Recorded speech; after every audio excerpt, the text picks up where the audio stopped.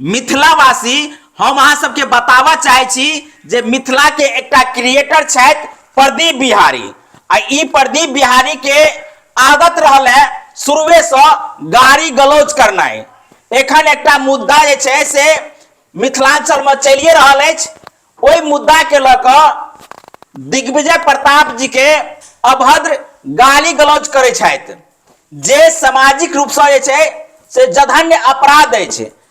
एकरा ऊपर जे छै से कानूनी कार्रवाई हेबाक चाही। हम इनका से फोन से बात कलियन आ कहलियन जे अहाँ एहि तरीका से गारि गलौज किया कर रहल छी, तदुपरांत ओ मान नहीं रहल छथि। यानी हुनकर आदत जे पहिने से रहले है, जेकर परिणाम एक बेर हुनका मुंबई में एतुका मैथिल सब देने छलनि है, बावजूद भी वो सुधरलथि नहीं। एखन अपने सबके मालूम है जे दिग्विजय प्रताप झा जे एकटा क्रिएटर छथि, वो अपना एकटा वीडियो के माध्यम से मिथिला के दलित समाज के बारे में भला बुरा कहने छलथि है। ओहि के लऽ कऽ हुनका ऊपर SC/ST एक्ट के माध्यम से केस कयल गेल छनि। तदुपरांत ई प्रदीप बिहारी जे छै से हुनका अभद्र गाली गलौज कऽ रहल छै, जे सामाजिक दृष्टिकोण से कतई मान्य नहीं अछि।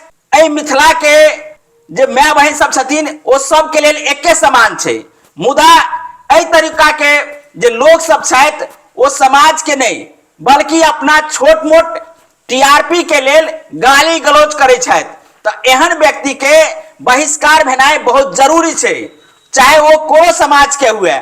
गाली गलौज जे छै से सामाजिक व्यवस्था में मान्य नहीं छै तो नहीं छै, एकर विरोध हेबाक चाही। हम हिनकर भरपूर विरोध कर रहल छियनि। देखियो दिग्विजय प्रताप झा जी जे बात कहने छले है, शायद हुनका एहि बातक जे छै जानकारी नहीं छलनि है, तै जे छै से एहि तरीका से बात के रखलथि। ओहो एकटा क्रिएटर छथि, वो अपना तरीका से बात रखऽ चाहलथि, मुदा जे बात रखलथि से बात हुनका से हुसि गेलनि। तेकर परिणाम आइ वो व्यक्तिगत रूप से झेल रहल छथि। संपूर्ण मिथिलावासी हुनका जे छै से किछु ने किछु जरूर कहलनि है, जे अहाँ के ज्ञानक अभाव छलै तैं जे छै से एहि तरीका से ओहि बात के रखलहुं। हम बात कर रहल छी प्रदीप बिहारी के। एहि प्रदीप बिहारी के हम फोन क के कहलिए, तदुपरांतो कहै छै कि अहाँ सबके जे करऽ के से करू, हम गारि गलौज करबे टा करब। तो अहाँ सबसे हम विनती करब जे एहि तरीका के व्यक्ति के अहाँ सब बहिष्कार करू। समाज के क्यों गिरते हुए यदि मिथिला के लोग के गारि पड़ते या किनको गारि पड़ते तो ई बर्दाश्त करे योग्य नहीं छै। ऐसे पहनियो हम दिग्विजय भाई के विरोध के लिए उनका सजेस्ट के लिए, बावजूद भी वो 24 घंटा की 48 घंटा के बाद अपन गलती के नहीं स्वीकार कलथि। तदुपरांत हुनका ऊपर में जे से संगठन द्वारा केस कयल गेलै। आप जे से जे कोनो बात हेतै वो सामाजिक व्यवस्था के माध्यम से हो या न्यायिक व्यवस्था के माध्यम से हो, बैठ कर जैसे एहि पर निर्णय ले लेते। मुदा क्यों गोटे हुनका व्यक्तिगत रूप से गारि पड़ते, ई बर्दाश्त हम नहीं करब। आ हम अपना चैनल के माध्यम से हुनका कह चाहे छियै जहां ओहि वीडियो के डिलीट कर लिया, अन्यथा अहों के ऊपर में कानूनी कार्रवाई हेबे टा करत। कतेक और गोटे सब छथि जे एतुका लोग के कोनो ने कोनो TRP के लेल गाली गलौज जे छै से करैत रहै छथि। तो हुनको सबके कह चाहबनि जे अहाँ सब बढ़िया बढ़िया क्रिएटर छी, तो बढ़िया बढ़िया क्रिएटिंग कर समाज के नीक दिशा में ल चलू, नहीं कि गंदगी के तरफ। गारि गलौज कोनो अहाँ के ज्ञानक भंडारक जैसे से विकास के रास्ता दिखाई रहा है यो नहीं।